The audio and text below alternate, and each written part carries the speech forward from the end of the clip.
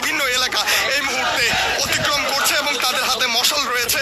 পাশাপাশি এই মুহূর্তে অন্তর্বর্তীকালীন পুনরায় গঠন করার জন্য তারা দাবি তুলেছেন, আওয়াজ তুলেছেন এবং তারা বলছেন রাষ্ট্রযন্ত্রে লুকিয়ে থাকা গণহত্যাকারী ফ্যাসিবাদের সহযোগীদের উৎখাত করতে ব্যর্থ হওয়ায় অন্তর্বর্তীকালীন সরকারকে পুনর্গঠন করতে হবে এবং এই দাবি নিয়ে এই মুহূর্তে চলছে।